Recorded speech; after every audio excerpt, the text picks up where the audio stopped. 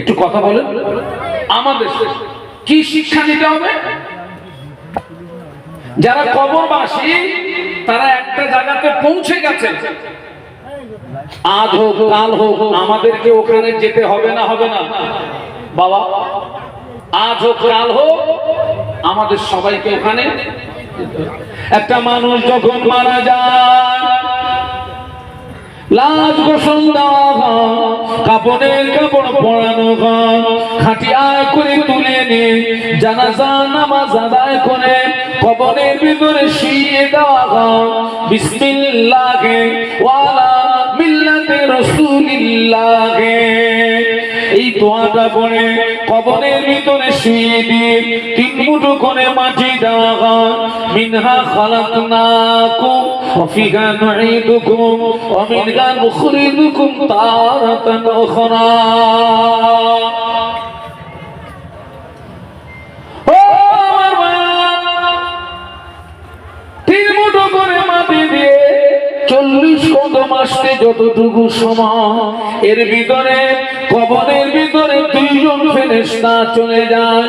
ওই কবরবাসী আল্লাহর হুকুমে জিন্দা হয়ে যায়। সুবহানাল্লাহ বলবেন না? জোরে বলতে পারলেন না? বাবা, যে আল্লাহ জ্যান্তটাকে মেরেছেন, ওই আল্লাহ মরাটাকে জ্যান্ত করা সহজ না কঠিন? সহজ। কবরবাসী আল্লাহর হুকুমে কি হয়ে যাবে? জিন্দা হয়ে যাবে। ফেরেশতারা কবরবাসীকে 3টে প্রশ্ন করবে। কটা? 1 নম্বর প্রশ্ন হবে মান রব্বুকা, তোমার রব কে বলো। 2 নম্বর প্রশ্ন হবে ওমান নবিয়ুকা, তোমার নবীকে বলো। 3 নম্বর প্রশ্ন হবে ওমা দীনুকা, তোমার দ্বীন কি বলো। কত প্রশ্ন? 1 নম্বর তোমার রব কে, 2 নম্বর তোমার নবীকে, 3 নম্বর তোমার দ্বীন কি। আচ্ছা বলেন তো বাবা, যারা কবরবাসী, যারা কবরে চলে গেছে, ওই 3টে প্রশ্নের পর্ব তাদের বাকি আছে না কমপ্লিট হয়ে গেছে?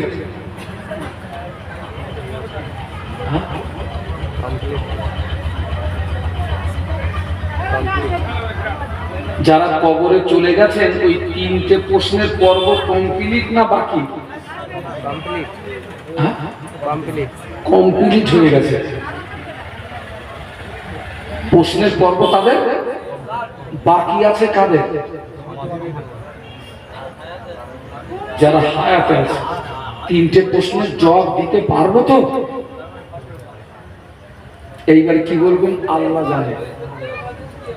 কি বলবো? আল্লাহ পাক কোরআন শরীফের ভিতরে বললেন ওমা খালাকতুল জিন্না ওয়াল ইনসা ইল্লা লিয়াবুদুন। আল্লাহু আকবার। আল্লাহ বলেছেন আমি জিন ইনসানকে পৃথিবীর জমিনে পাঠিয়েছি উদ্দেশ্য তারা আমার ইবাদত করবে। কি করবে? ইবাদত। তারা আমার উপাসনা করবে। আল্লাহ আমাদেরকে পৃথিবীর জমিনে পাঠিয়েছে। আল্লাহর এই আমাদের পাঠানোর পিছনে একটা উদ্দেশ্য। সেই উদ্দেশ্য কি? বান্দা আমার কি করবে? ইবাদত করবে, উপাসনা করবে। সারা জীবন তো শুনেছেন বাবু, ইবাদত কাকে বলে? ইবাদতের সংজ্ঞা কি জানেন? ইবাদত এর সংজ্ঞা কি আমরা জানি যে নামাজ, রোজা, হজ, যাকাত ইবাদত। এগুলো তো ইবাদত বটেই, তবে নামাজ, রোজা, হজ, যাকাতের ভিতরে ইবাদত সীমাবদ্ধ নয়। ইবাদতের সংজ্ঞা হলো আল্লাহ এবং আল্লাহর রাসূলের হুকুম মোতাবেক জীবন যাপন করার নাম। বলুন বলুন বলুন, আরো একবার বলছি, আল্লাহ এবং আল্লাহর রাসূলের হুকুম মোতাবেক জীবন যাপন করার নাম ইবাদত। আমাদের জীবনটা আল্লাহ আল্লাহ রাসূলের হুকুম মোতাবেক চলছে তো বাবু?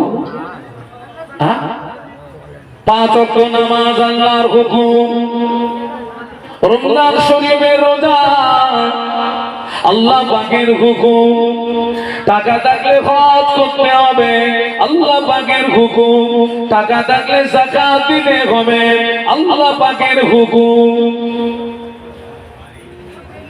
এই যে এসার নামাজ হলো, ও মুরব্বিরা, এই যে মসজিদে এসার নামাজ জামাতে হলো, সবাই মসজিদে গেছিল, সবাই নামাজ পড়েছে, এই যে মাহফিল হচ্ছে সব আপনাদের আশেপাশে বাড়িতে সব কুটুম এসছে না আসেনি? এসছে না? 2জন 5জন করে এসছে, শ্বশুর এসছে, শাশুড়ি এসছে, শালি এসছে, ভাইরা ভাই এসছে। আমার মায়েরা তাদের মেহমানদারি করাতে গিয়ে রান্না বান্না করছে। আলহামদুলিল্লাহ, ওদের মেহমানদারি করাতে হবে, ওদের আদর আপ্যায়ন করতে হবে। কিন্তু দেখা যাচ্ছে 100টা মায়ের ভিতরে 90টা মা আজকের এশার নামাজ হবে না। ওই ওনাদের তাবেদারি করতে করতে, ঠিক বলছি না ভুল বলছি?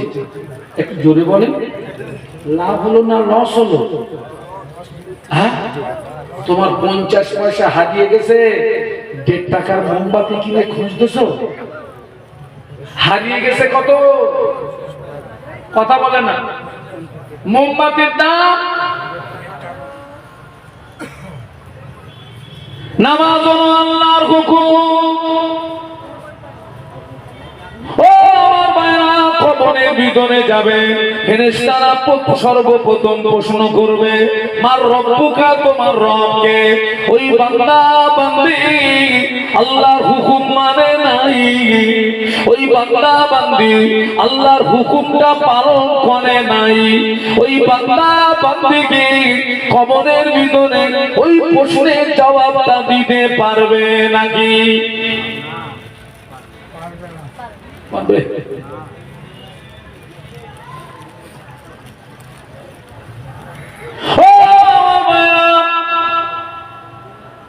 আল্লাহ নবী 1000 বছর আগে আল্লাহ পাক কোরআন শরীফের ভিতরে বলেছেন, মা আতাকুমুর রাসূলু ফাখুযুহু ওয়া মা নাহাকুম আনহু ফান্তাহু। আল্লাহ পাক বললেন, আমার হাবিব তোমাদের যে কাজ করতে আদেশ করে, আমার হাবিবের আদেশটাকে মেনে নাও। ওয়া মা নাহাকুম আনহু ফান্তাহু, আমার হাবিব যেটা নিষেধ করে ওটাকে তোমরা ছেড়ে দাও। আমার হাবিবের আদেশটাকে মেনে নাও, নিষেধটাকে ছেড়ে দাও। আমি একটু আগে বলেছি, ইবাদতের সংজ্ঞা হলো আল্লাহ আল্লাহ রাসূলের হুকুম মোতাবেক জীবন যাপন করার নাম হলো ইবাদত। আল্লাহ বলছেন, আমার হাবিব তোমাদের যে কাজ করতে আদেশ করেন, আমার হাবিবের আদেশটাকে মেনে নাও। আমার হাবিব যেটা নিষেধ করে ওটাকে ছেড়ে দাও। আজকে আপনারা বলেন, আল্লাহ নবী আমাদের যে কাজ করতে আদেশ করেছেন ওই কাজগুলো আমাদের দ্বারা বেশি হয় না আল্লাহ নবী আমাদের যে কাজ করতে নিষেধ করেছেন তুলনা অনুযায়ী ওই কাজগুলো আমাদের দ্বারা কম হয় না বেশি হয়? জোরে বলেন।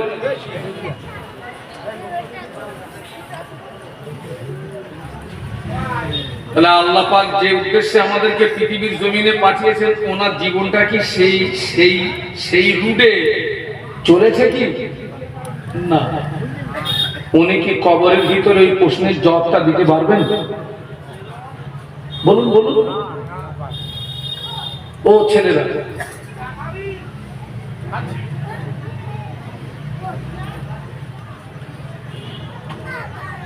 নবী পাকের সাহাবী রাস্তা দিয়ে হেঁটে যেতে রাস্তার পাশে কবরস্থান দেখলে হযরত নবী পাকের সাহাবী উসমান গনি রাদিয়াল্লাহু আনহু কবরের দিকে চেয়ে চেয়ে দেখতেন, চোখের পানি গড়ি দাড়ি মোবারক ভিজে গিয়ে জুব্বা মোবারকটা ভিজে যেত। হুজুর কাঁদতে কাঁদতে হুজুর কাঁদতে কাঁদতে কবরস্থানের পাশে বেহুশ হয়ে পড়ে যেতেন। স্বাভাবিক অবস্থায় ফিরে আসলে নবী পাকের অন্য সাহাবীরা জিজ্ঞাসা করতেন, ও ভাই উসমান, আপনি কবরের পাশে দাঁড়িয়ে এত রোনাজারি করেন কেন? কবরের পাশে দাঁড়িয়ে এত কান্নাকাটি করেন কেন? উসমান গনি রাদিয়াল্লাহু আনহু বলেছিলেন, ও নবী পাকের সাহাবীরা, আমি উসমান আল্লাহ নবীর পাক জবানে শুনেছি, আল্লাহ নবী বলেছেন কবর হলো আখিরাতে প্রথম ঘাঁটি। কবর হচ্ছে আখিরাতে, একটু কথা বলুন, প্রথম ঘাঁটি। ও ছেলেরা, এ আমার দিকে তাকাও, আমার দিকে তাকাও। কবর হচ্ছে আখিরাতে। ও নবী পাকের সাহাবীরা, আমি উসমান আল্লাহ নবীর জবানে শুনেছি, আল্লাহ নবী বলেছেন কবর হলো আখিরাতের প্রথম ঘাঁটি। আল্লাহ নবী বলেছেন কবরে যে ব্যক্তি ধরা পড়বে, হাসরে ধরা পড়ে যাবে, মিজানে ধরা পড়ে যাবে, পুলসিরাতে ধরা পড়ে যাবে। কবরে যে ব্যক্তি ছাড় পাবে, হাসরে মিজানে পুলসিরাতে ছাড় পেয়ে যাবে। আমি উসমান, আমি যখন কবরের পাশে দাঁড়াই, আল্লাহ নবীর কথাটি আমার স্মরণে পড়ে যায়, ওই সময় আমার চোখের পানি ধরে রাখতে পারি না, ওই সময় আমার চোখের পানি গড়িয়ে আমার দাড়ি ভিজে গিয়ে আমার জুব্বাটা ভিজে যায়। বলতে পারলেন না তৌহিদের নারায়ে তাকবীর। আজকে আমরা যেভাবে জীবন যাপন করছি, আমি গিয়ে কি জবাব দেবো ওখানে? আজকে একটা মাহফিল হচ্ছে, জানতো রাস্তায় গিয়ে দেখেন তো কি অবস্থাটা হচ্ছে। ওরা কি মরবে না মরবে না? হ্যাঁ, ওদের কি মরণ নেই? হ্যাঁ, ও মরবে না মরবে না?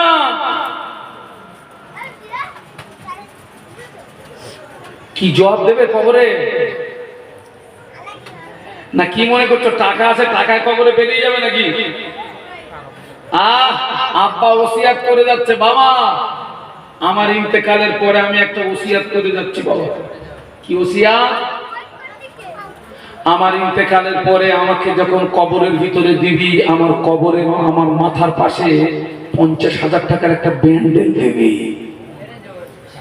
আর দ্বিতীয় ওসিয়াতটা করে যাচ্ছে, বাবা আমার কবরের পাশে আমার বাড়িতে যে বন্দুকটা ছিল, বন্দুক, ওই বন্দুকটা বাঁধবি। ছেলেরা বলছে, আব্বা জীবনে অনেক ওসিয়ত শুনেছি, আব্বা এরকম ওসিয়ত জীবনে শুনিনি। টাকাও বা কেন রাখতে বলছে না, বন্দুকও বা কেন রাখতে বলছে? বলছে, বাবা তোরা জানিস নি, আমি আলেমদের জমানে শুনেছি কবরে গেলে ফেরেশতারা আসবে, প্রশ্ন করবে। ওরা যখন আসবে আগে টাকা দেবো, টাকা নিয়ে চলে যা, ওটা যদি কাজ না হয় ফায়ার করে মেরে দেবো। ওসব পাকামো চলবে? হ্যাঁ, পাকামো চলবে?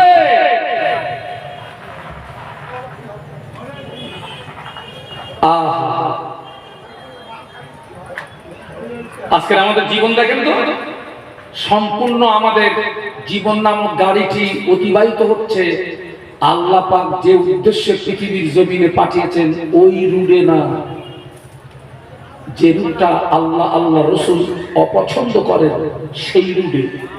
ঠিক বলছি না ভুল বলছি? আল্লাহ পাক কোরআন শরীফের ভিতরে বলেছেন, ইন্নাল্লাহা আশতারা মিনাল মুমিনিনা আনফুসাহুম ওয়া আমওয়ালাহুম বিআন্না লাহুমুল জান্নাহ। একটু বলুন আল্লাহু আকবার। কি হচ্ছে বাবা?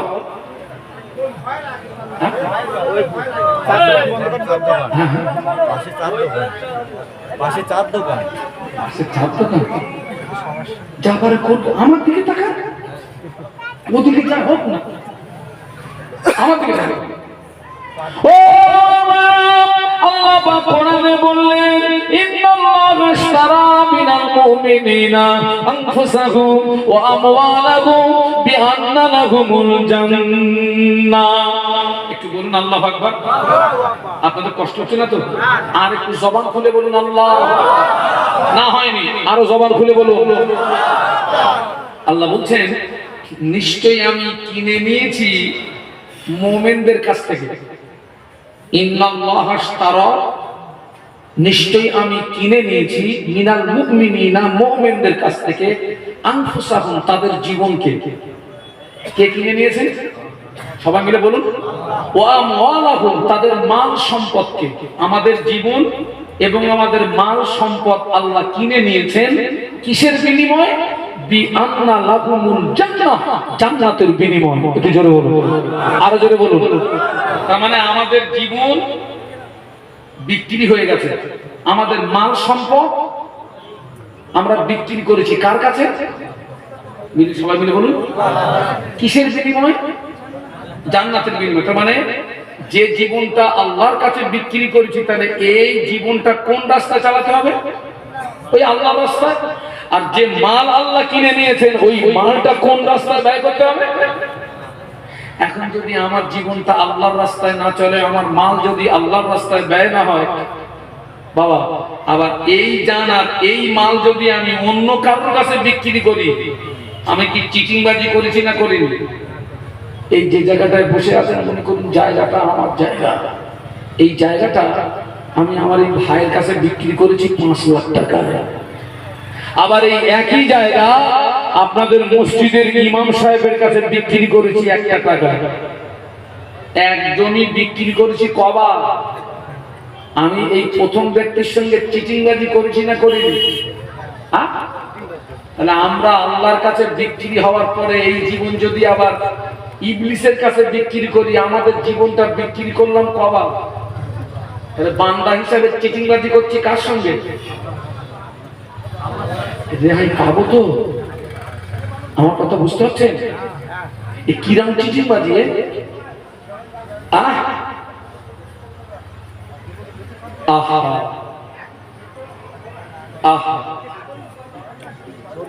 ও আমার মায়েরা, ও আমার বোনেরা, কবরবাসীকে বলবে তোমার রব্বুকা, তোমার রবকে বলো। আপনি ওই রবের কাছে জীবন বিক্রি করেছেন, রব আপনার জীবনটা কিনে নিয়েছেন, রব আপনার মাল সম্পদ কিনে নিয়েছেন জান্নাতের বিনিময়ে। কিন্তু আপনি আপনার ওই জীবনটা আল্লাহর রাস্তায় ব্যয় করলেন না, আপনার মাল সম্পদ আল্লাহর রাস্তায় ব্যয় করলেন না, আপনার জীবনটা ইবলিসের কাছে আবার বিক্রি করে দিয়েছেন। আপনার মাল সম্পদ ইবলিসের রাস্তায় ব্যয় করেছেন। কবরের ভিতরে আপনি কি জবাব দিতে পারবেন নাকি?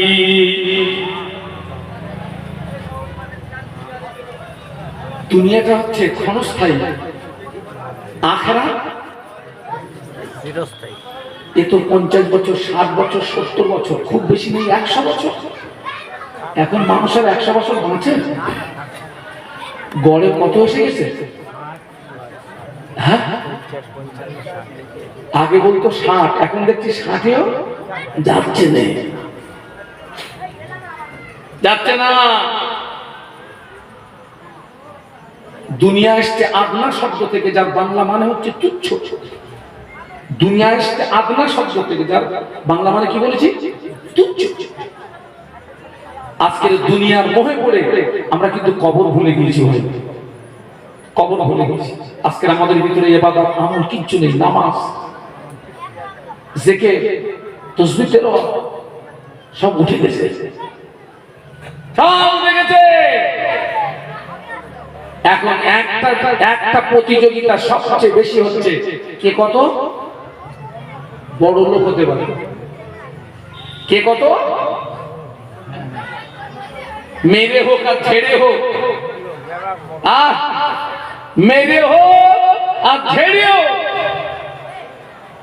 একটা প্রতিযোগিতা হচ্ছে সমাজে, বিশাল প্রতিযোগিতা। বাবা, ও বাদশা সুলকারনাইন একদিন তার সাথীদেরকে ডাকলে, সাথীদেরকে ডেকে বলেছিলেন, ও আমার সাথীরা, আমি একটা ওসিয়ত করে যাচ্ছি, আমার ইন্তেকালের পরে এই ওসিয়তটা তোমরা পালন করবে। ওই ওসিয়তটা হলো, আমার ইন্তেকালের পরে আমার লাশ গোসল দিয়ে কাফনের কাপড় পরিয়ে, আমার লাশ গোসল দিয়ে কাফনের কাপড় পরিয়ে আমাকে যখন কাফনের কাপড় পরাবে, আমার দুটো হাত কাফনের কাপড়ের ভিতরে দেবে না, আমার দুটো হাত কাপড়ের বাইরে বার করে রাখবে, আমার হাত দুটো যেন কাপড়ের ভিতরে দেবে না। সাথীরা বলেন, বাদশা জাপানা, জীবনে বহু ওসিয়ত শুনেছি, এরকম ওসিয়ত কোনোদিন শুনি না, হাত দুটো কেন কাপড়ের ভিতরে দেব না। ওই সময় বাদশা জুলকারনাইন বলেছিলেন, ও আমার সঙ্গী সাথীরা, আল্লাহ পাক আমাকে বিশাল বাদশাহী দান করেছে, আমি ইন্তেকালের পরে তামাম পৃথিবীর মানুষের কাছে পরিষ্কার করে দিতে চাই, আল্লাহ পাক আমাকে এত বড় বাদশাহী দান করার পরেও আমি ইন্তেকালের পরে খালি হাত ছাড়া আর কিছু নিয়ে যেতে পারলাম না, পৃথিবীর কোনো মাল সম্পদ কিছুই নিয়ে যেতে পারলাম না, খালি দুটো হাত ছাড়া। আমি পৃথিবীর মানুষকে এটা প্রমাণ করে দিতে চাই, আল্লাহ পাক আমাকে এত বড় বাদশাহী দেওয়ার পরেও আমি মরণের পরে খালি হাত ছাড়া আর কিছু নিয়ে যেতে পারলাম না। এটা বাস্তব না অবাস্তব? আমার হাত দুটো কাপড়ের ভিতরে দিবি তো বাইরে বার করে রাখবি। ও ছেলেরা, ও যুবকেরা, ও নওজওয়ানেরা, একটু ভাবো, একটু চিন্তা করো। মহান আল্লাহ আমাদেরকে পৃথিবীর জমিনে পাঠিয়েছেন, সময়টা নির্দিষ্ট সময় না অনির্দিষ্ট সময়? বলুন। হ্যাঁ, চিচি করতেছেন কেন? আপনার কি সুগার? হ্যাঁ, আমি একটা হাই সুগারের রোগী, আমার যেন মনে হচ্ছে আপনাদের সব 700-800 সুগার। আল্লাহ পৃথিবীতে পাঠিয়েছেন নির্দিষ্ট সময় না অনির্দিষ্ট সময়? নির্দিষ্ট সময়। তাহলে সময় যদি নির্দিষ্ট হয়, ঘড়ির কাঁটা যে গতিতে ঘুরছে ওই গতিতে আমরা মৌতের দিকে এগিয়ে যাচ্ছি। হ্যাঁ, সময় যদি নির্দিষ্ট হয়, একটা রাত একটা দিন আমাদের কাছ থেকে বিদায় নিচ্ছে, মানে আমরা কিন্তু অটোমেটিক কবরের দিকে, এটা স্পষ্ট। একটু ভাবো, অনেক ছেলেকে বলেছি, বাবা তোরা তো সারা জীবন নজ শুনেছিস, বাপ নামাজ কালাম তো পড়িস, একটু নামাজ পড়িস। বলছে, হুজুর এখন আমাদের উঠতি বয়স, বাপ আমি দেখলুম গা, বয়স ওঠে না নামে, বয়স ওঠে না নামে। দেখো না আল্লাহ পৃথিবীতে কত দেখাচ্ছে, 70 বছরের বুড়ো 25 বছর যুবক ছেলের কবরে মাটি দিচ্ছে, মানে 25 বছরের যুবক ছেলেটা মরে গেছে, ওর বাপ হয় না, হয় না, হচ্ছে না? কিসের গ্যারান্টি আছে তোমার?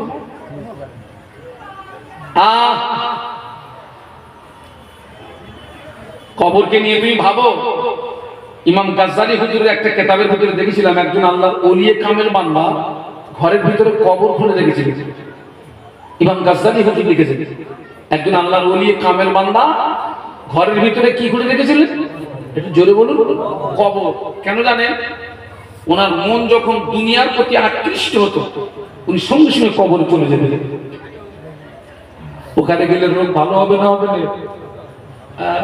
সব পাগলামি ভালো হয়ে যাবে, ভালো হয়ে যাবে। আমরা কবরের কথা ভুলে গেছি, বেমালুম ভুলে গেছি। নবী পাকের সাহাবী উসমান গনি রাদিয়াল্লাহু আনহু কবরের দিকে চেয়ে চেয়ে চেয়ে চেয়ে কাঁদতেন, চোখের পানি গড়িয়ে, দাড়ি মোবারকটা ভিজে গিয়ে হুজুরের জুব্বা মোবারকটা ভিজে যেত, বেহুশ হয়ে পড়ে যেতেন।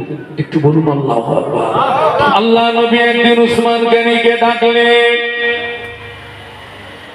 ও বাবা উসমান গনি, আমি রাসূলুল্লাহ, আমি তোমার জন্য একটি আনন্দের সংবাদ এনেছি, খুশির সংবাদ এনেছি। কি খুশির সংবাদ ইয়া রাসূলুল্লাহ? আল্লাহ নবী বললেন, ও বাবা উসমান গনি, আমি রাসূলুল্লাহ বলছি তুমি জান্নাতি জান্নাতি জান্নাতি। জোরে বলতে পারলেন না? তকবীরদার নারায়ে তাকবীর, জোরে বলুন নারায়ে তাকবীর। আর উসমান গনি আমি আল্লাহ রাসূল বলছি তুমি জান্নাতি। ওটা কি নবী গায়েব জোরে বলেছিলেন? কে বলিয়েছেন? কে বলিয়েছেন? উসমান গনি জান্নাতি আসল কথাটা কার? আল্লাহ নবীর জবান থেকে প্রকাশ করিয়েছেন। কোরআন সাক্ষী দিচ্ছে ওমা ইয়ানতিকু আনিল হাওয়া ইন হুয়া ইল্লা ওয়াহয়ুন ইউহা। আমার নবী নিজের তরফ থেকে কোনো কথা বলেন না, আল্লাহ যেটা বলেন আমার নবী সেটা বলে থাকে। একটু জোরে বলো। ও ছেলেরা, ও যুবকেরা, তোরা আমার সোনার ছেলে, তোরা আমার সোনার ছেলে, তোরা আমার ছোট ভাই, তোরা আমার বড় ভাই, তোদের জন্য আমার জান কাঁদে, তোদের জন্য আমার মন কাঁদে। আল্লাহকে সাক্ষী রেখে বলছি আরাফাতের ময়দানে আমি তোদের জন্য কেঁদেছিলাম, মক্কার জমিনে আমি তোদের জন্য কেঁদেছিলাম, মদিনার জমিনে আমি তোদের জন্য কেঁদেছিলাম। আমি যখন গভীর রাতে আমার জন্য কাঁদি, तमाम পৃথিবীর মুসলমানদের জন্য আমি কাঁদি। কারণ আপনার সঙ্গে আমার ব্লাডের কোনো কানেকশন নাই, আপনার সঙ্গে আমার আত্মীয়তার কোনো বন্ধন নাই, কিন্তু আপনাদের প্রত্যেকের সঙ্গে আমার একটা জায়গায় ডিপলি সম্পর্ক। আপনি আমার ঈমানি ভাই, আপনি আমার কিসের ভাই? একটা মুসলমানের গায়ে যদি আঘাত হয়, ওই আঘাতটা একটা মুসলমানকে হলো না, तमाम পৃথিবীর মুসলমানকে আঘাত করা হলো। আর পাগলামো করার সময় আছে? হ্যাঁ, আর পাগলামো করার সময় আছে বাবা? এই যে আমরা বসে আছি, আগামীকাল সকালটা জীবিত অবস্থায় সকাল হবে গ্যারান্টি আছে? না। এটা ভাবো না, এটা একটু বেরোলে নাও না, একটু ভাবো, একটু ভাবো।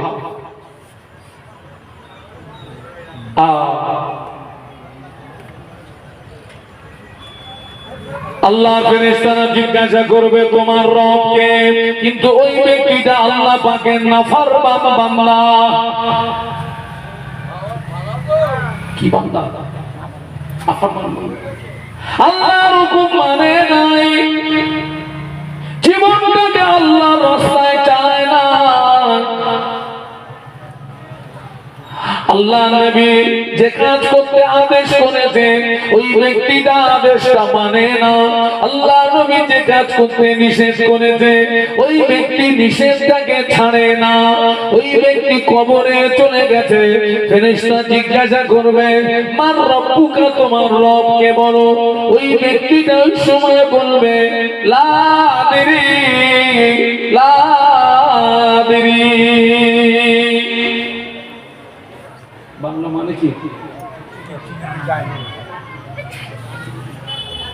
একটা জায়গাতে সে হাই হাত আল্লাহ আদরি, হাই আফসোস আমি কিছু জানি না। যাও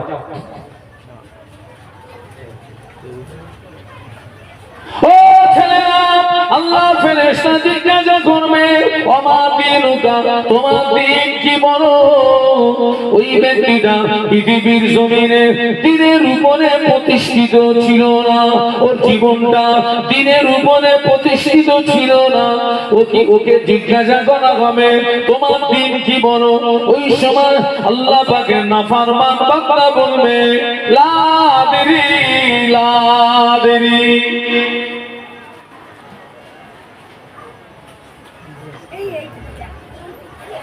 আহা, ফেল হয়ে গেল। কি হয়ে গেল? আল্লাহ ফেরেশতারা ওকে জিজ্ঞাসা করবে ওমা নবিয়ুকা, তোমার নবীকে বলো। ওই ব্যক্তিটা বলবে লা আদরি লা আদরি। কারণ দুনিয়ার জমিনে ওই তিনটে প্রশ্নের উত্তর দিতে গেলে যে কাজগুলো করতে হয় সেই কাজগুলো করিনি। ব্যাস, এবার যা হওয়ার তাই হবে। আহা, সামলা সামলা। আল্লাহ পাক ওই সময় ঘোষণা করে দেবেন, ও আমার মালাইকারা, আমার বান্দা মিথ্যা বলেছে, আমার বান্দা ঝুট বলেছে, আমার বান্দার গায়ে জাহান্নামের পোশাক পরিয়ে দাও। এটা কিসের পোশাক? একটু জোরে বলুন। জাহান্নামের পোশাক। ও আমার মালাইকারা, আমার বান্দার কবরে জাহান্নামের বিছানা বিছিয়ে দাও, আর আমার বান্দার কবরের সঙ্গে আমার জাহান্নামের একটা রাস্তা বানিয়ে দাও। আল্লাহ নাফরমান বান্দা যারা হবে ওদের গায়ে জাহান্নামের পোশাক পরিয়ে দেওয়া হবে, ওদের কবরে জাহান্নামের বিছানা বিছিয়ে দেওয়া হবে, ওদের কবরের সঙ্গে জাহান্নামের একটা রাস্তা বানিয়ে দেওয়া হবে। একটু বলুন আল্লাহু আকবার। মেয়েরা পাইপের চুলো রান্না করে দেখেছেন? পাইপের চুলো নিচে দিয়ে জাল দেয়, আগুন বেরোয় কোথায়? ওই চালের মাথা পাইপ আছে না, চাল ফুটো করে পাইপ বার করে দিয়েছে কোথায়? ওইখান দিয়ে আগুন বেরোয়। আল্লাহ নাফরমান বান্দাদের কবরের সঙ্গে ওই রকম জাহান্নামের একটা পাইপ লাইন করে দেওয়া হবে। ঘানটা বুঝবা, পথ সকলের জন্য না। যারা আল্লাহ বিশ্বাস করে, নবী বিশ্বাস করে, কোরআন বিশ্বাস করে, হাদিস বিশ্বাস করে, জান্নাত বিশ্বাস করে, জাহান্নাম বিশ্বাস করে, ওদের জন্য অনেক মুসলমান কবরের আযাব বিশ্বাস করে না। এরা মাল আছে, আপনারা খবর রাখেন না, পুরো নাস্তিক। পুরো কি বলেছি? নাস্তিক, পাকা পাকা নাস্তিক। কবরের আযাব বিশ্বাস করে না, সব মাল। সকলের জন্য। এক শ্রেণীর মুসলমান বলে, ও আলেমরা ওরকম বলতে হয় তাই। বাস্তব বলছি না, বাস্তব বলছি। ঘানটা বলবা, ঘানটা বলবা। জাহান্নামের পোশাক, জাহান্নামের বিছানা, কবরের সঙ্গে জাহান্নামের একটা রাস্তা। মদিনার মসজিদে নববী শরীফে আল্লাহ নবী বসে আছেন, ফেরেশতা জিবরাইল আমিন আলাইহিস সালাম আল্লাহ নবীকে এসে সালাম দিলেন, আসসালামু আলাইকা ইয়া রাসূলুল্লাহ। হাবিবাল্লাহ, আল্লাহ নবী সালামের জবাব দিয়ে ফেরেশতা জিবরাইলের দিকে তাকিয়ে থাকে। ফেরেশতা জিবরাইল আমিন আলাইহিস সালামের চেহারাটা বিকৃতি হয়ে গিয়েছে, বিকট আকৃতি। ফেরেশতা জিবরাইল আমিন আলাইহিস সালাম থরথর করে কাঁপে, চোখ দিয়ে টপ টপ করে পানির টুসা গড়িয়ে যায়। আল্লাহ নবী জিজ্ঞাসা করলেন, ইয়া কি জিবরাইল, ও তুমি প্রতিদিন আল্লাহ পাকের পক্ষ থেকে আমার কাছে সুখবর নিয়ে আসো। তোমার কত নূরানি চেহারা দেখি, হাসিন চেহারা দেখি, আজকে তোমার চেহারার পরিবর্তন ঘটার কারণ কি হলো? তুমি কাঁদছো কেন? কি হয়েছে তোমার? ফেরেশতা জিবরাইল আমিন আলাইহিস সালাম বলেছিলেন, ইয়া রাসূলুল্লাহ, হাবিবাল্লাহ, আমি জিবরাইল এই মুহূর্তে আল্লাহ পাকের কঠিন জাহান্নাম থেকে ঘুরে আসলাম। আল্লাহ, জাহান্নাম এত শক্ত জায়গা, আল্লাহ জাহান্নাম এত কঠিন জায়গা, আল্লাহ জাহান্নামের আগুন এত কঠিন। আমি জিবরাইল ওই জাহান্নামকে পরিদর্শন করার সঙ্গে সঙ্গে আমার চেহারাটা বিকৃতি হয়ে গিয়ে চোখের পানি গড়িয়ে যায়। আল্লাহ নবী বললেন, ইয়া কি জিবরাইল, ও জাহান্নামের ভিতরে কি কি পরিদর্শন করলে আমাকে একটু বলো না ভাই, আমাকে একটু শোনাও না ভাই। ইয়া রাসূলুল্লাহ, হাবিবাল্লাহ, জাহান্নাম হলো শান্তি, জাহান্নাম হলো শান্তি। জাহান্নামের একটি দরওয়াজা থেকে অপর দরওয়াজা 70 বছরের রাস্তা হবে, একটি দরওয়াজা থেকে অপর দরওয়াজা 70 গুণে বেশি হবে। আল্লাহ পাক জাহান্নামের আগুনকে সর্বপ্রথম 1000 বছর জ্বালালেন। 1000 বছর জ্বালানোর পরে জাহান্নামের আগুনের রং হলো লাল। আল্লাহ আবার 1000 বছর জ্বালান। 1000 বছর জ্বালানোর পরে জাহান্নামের আগুনের রং হলো সাদা। আল্লাহ আবার 1000 বছর জ্বালান। 1000 বছর জ্বালানোর পরে জাহান্নামের আগুনের রং হলো কালো। ইয়া রাসূলুল্লাহ, জাহান্নামের আগুন এত কালো, যারা জাহান্নামী হবে আগুনের মতো পাশাপাশি দাঁড়িয়ে থাকবে, কিন্তু না না, একে অপরকে দেখতে পাবে না। বলো না আল্লাহু আকবার, জোরে বলো না। জাহান্নামের আগুনটা তো কালো হবে। যারা জাহান্নামী হবে আঙুলের মতো পাশাপাশি দাঁড়িয়ে থাকবে, লেকিন একে অপরকে দেখতে পাবে না। ইয়া রাসূলুল্লাহ,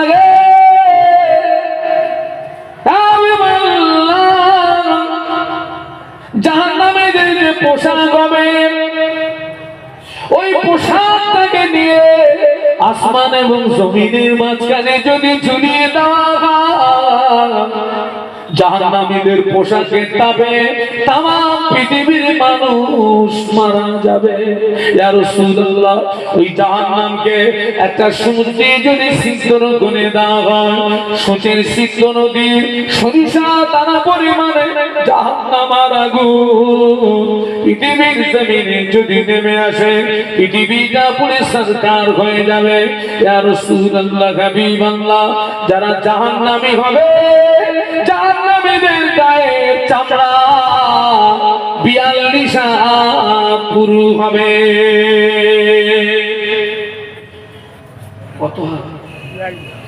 এই ছেলেরা, তোমরা কি ইতিকাফের নিয়ত করেছো নাকি? কত হাত? এই চামড়া এত পুরু হবে কেন? জাহান্নামীদের গায়ের চামড়া 42 হাত পুরু হবে। কেন জানেন? জ্বালা যন্ত্রণা অনুভূতি হয় চামড়ায় না গোশত? চামড়া। আল্লাহ জাহান্নামীদের গায়ের চামড়াটা অতটা পুরু করে দেবেন যাতে করে ওরা জাহান্নামের আযাবের মজাটা ভালো করে।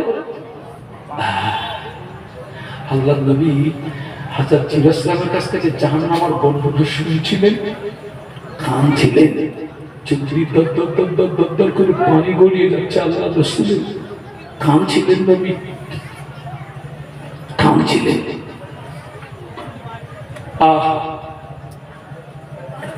আল্লাহ নাফরমান বান্দার গায়ে ওই জাহান্নামের পোশাক পরিয়ে দেওয়া হবে। কবরের ভিতরে জাহান্নামের বিছানা বিছিয়ে দেওয়া হবে। কবরের সঙ্গে জাহান্নামের একটা রাস্তা। কিয়ামত যতদিন না হবে, বিচার যতদিন না হবে, ওই ব্যক্তি কবরের আযাব আযাব আযাব আযাব। আল্লাহ আমাদেরকে হেদায়েত নসিব করুন, আল্লাহুম্মা। তো বলুন না আল্লাহুম্মা। ও ছেলেরা জোরে বলো না আল্লাহুম্মা।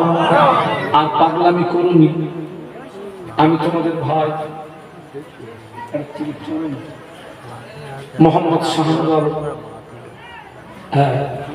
পাগলামি করার সময় আর নেই বাবা। আমি তোমাদের ভাই।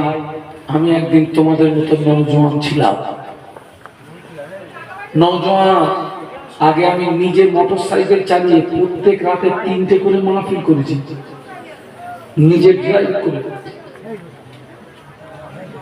একদম মাগরিবের নামাজ পড়ে শুরু করেছি, ফজরের নামাজ পড়ে শেষ করেছি। প্রত্যেক রাতে 3টে করে মাহফিল করতাম। এখন বাবা আস্তে আস্তে কি হয়ে যাচ্ছে? হ্যাঁ, শক্তি কমে যাচ্ছে না? এখন তো কাছাকাছি হলে আমি 2টো মাহফিল নেই, আর যখন আমি দূরে চলে যাই একটা মাহফিল নেই। তো যেদিন আমার 2টো মাহফিল থাকে, এই আজকে এখান থেকে আরেক জায়গায় যেতে হবে আমাকে, শেষ মাহফিলটা গিয়ে আমাকে কথা বলতে খুব কষ্ট হয়, খুব কষ্ট হয়। আজকে তোমাদের গায়ে এই যে শক্তি আছে, এই শক্তিটা কালকে কিন্তু থাকবে না। তুমি একদিন বুড়ো হবে,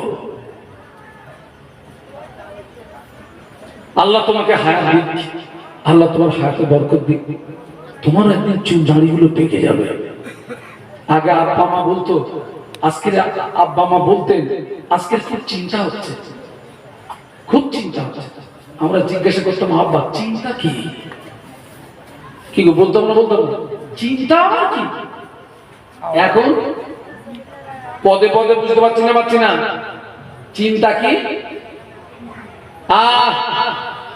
দরুদ শরীফ আল্লাহুম্মা, যদি পড়ে, যদি পড়ে।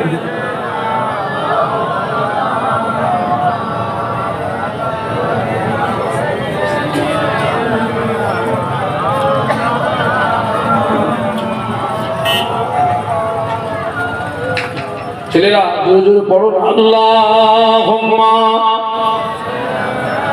সাল্লি আলা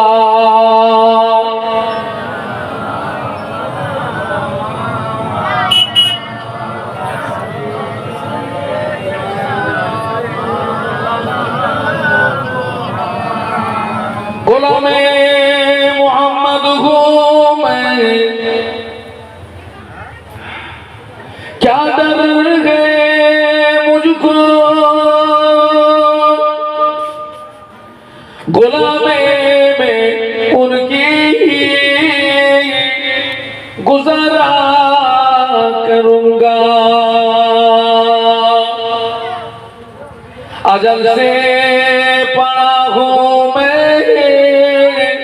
कदमों में उनकी, जुदाई न कर किसी गवारा करूंगा। अल्लाहुम्मा, पढ़ो बाबा, जोरे पढ़ो।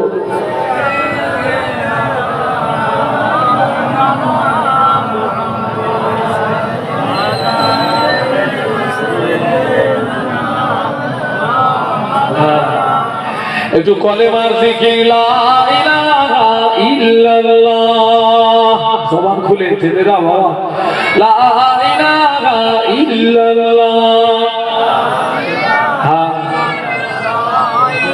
লা ইলাহা ইল্লাল্লাহ,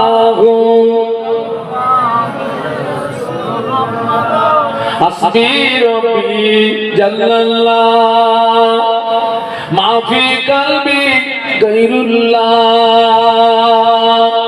নূর মুহাম্মদ সাল্লাল্লাহ, বলো লা ইলাহা ইল্লাল্লাহ, লা ইলাহা ইল্লাল্লাহ, মুহাম্মাদুর রাসূলুল্লাহ। আল্লাহুম্মা